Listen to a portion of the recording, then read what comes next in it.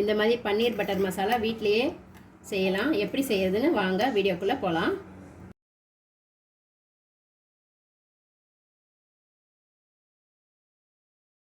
வணக்கம் நண்பர்களே, லட்சுமி சமையலுக்கு உங்களை அன்போடு வரவேற்கிறேன். வீடியோ நீங்கள் இதுதான் ஃபஸ்ட் டைமாக பார்க்குறீங்கன்னா சப்ஸ்கிரைப் பண்ணிவிடுங்க, பெல் பட்டனை கிளிக் பண்ணிவிடுங்க, ஷேர் பண்ணிக்கோங்க. வாங்க வீடியோக்குள்ளே போகலாம். இப்போ ஒரு பானலியில் கொஞ்சம் எண்ணெய் ஊற்றிக்கிறேன். இப்போ அந்த எண்ணெயில் நான் ஒரு 2 மீடியம் சைஸ் வெங்காயம் கட் பண்ணி வச்சுருக்கேங்க. அதை போட்டு வதக்கிக்கலாம். நான் கொஞ்சம் நீட்டாக தான் கட் பண்ணியிருக்கேங்க. ஏன்னா இதை நம்ம வதக்கிட்டு அரைச்சி தான் வைக்க போகிறோம். அதனால் இதில் ஒரு சின்ன சைஸ் இஞ்சி துண்டு துண்டாக நறுக்கி வச்சுருக்கேங்க, அதையும் போட்டுக்கிறேன்.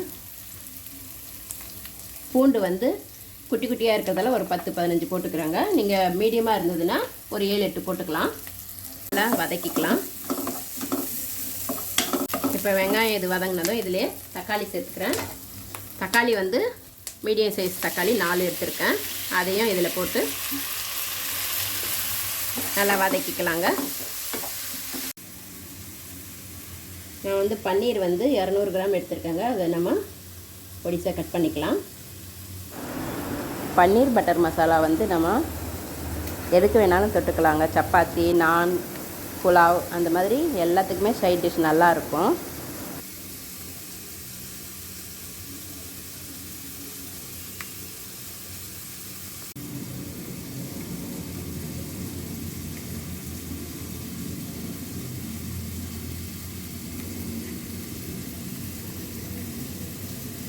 இந்த மாதிரி நம்ம ஸ்கொயராக கட் பண்ணிக்கலாங்க.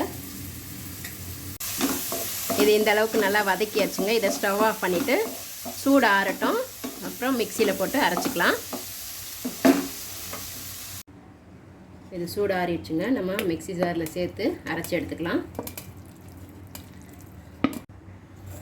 இந்த அளவுக்கு நம்ம அரைச்சி எடுத்தாச்சுங்க. இப்போ நம்ம அதே கடாய் போட்டுக்கலாம்.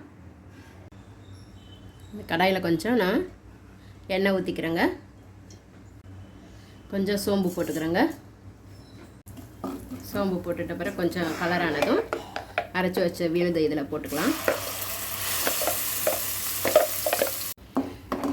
இப்போ அந்த மிக்சி ஜாரில் கொஞ்சம் தண்ணி சேர்த்து அதையும் கலந்து ஊற்றிக்கலாம்.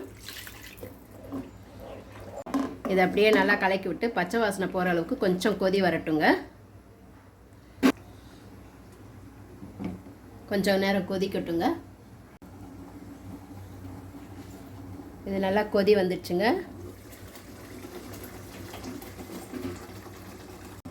இது நல்லா பச்சை வாசனை போயிடுச்சு. ஒரு 4-5 நிமிஷம் நல்லா கொதிக்க விட்டேன். இப்போ இதில் எல்லாமே மசாலா சேர்த்துக்கலாம்.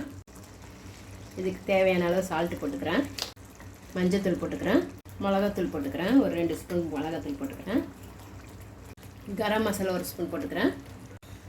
இது நல்லா கலந்து விட்டுக்கலாங்க. மசாலா போட்ட பிறகு இதுவும் கொஞ்சம் கொதி வரட்டுங்க. நல்லா கொதிக்குதுங்க. இப்போ நம்ம இதில் பன்னீரை சேர்த்துக்கலாம். நம்ம கட் பண்ணி வச்ச பன்னீரை அதில் சேர்த்துக்கலாம்.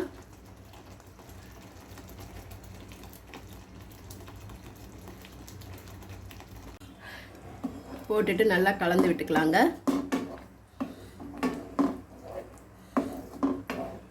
பன்னீர் போட்டு மெதுவாக கலந்து விடுங்க. பன்னீர்லாம் உடையாமல் இருக்கணும். இது கொஞ்சம் நல்லா கொதி வந்ததும், லைட்டாக கொதி வந்ததும் நம்ம ஸ்டவ் ஆஃப் பண்ணிடலாம். நம்மளுக்கு ரெடி ஆகிடுச்சு. நம்ம ஸ்டவ் ஆஃப் பண்ணுறதுக்கு முன்னாடி கொத்தமல்லி போட்டு இறக்கிக்கலாம். நான் இதில் கொஞ்சமாக கஸ்தூரி மேத்தி போடுறேங்க. இதை நசுக்கி ஆஃப் பண்ணிக்கலாங்க. இப்போ அதில் பட்டர் போட்டுக்கலாம். நம்ம பன்னீர் எல்லாமே சேர்த்து நல்லா கலந்து விட்டுக்கலாங்க. பட்டர் எல்லாம் சூப்பரான பன்னீர் பட்டர் மசாலா ரெடி ஆயிடுச்சு. நம்ம இதை வேறு ஒரு பவுலில் மாற்றிக்கலாம். சூப்பரான சுவையான ஒரு பன்னீர் பட்டர் மசாலா நம்ம வீட்டிலேயே ஈஸியாக பண்ணிட்டோங்க.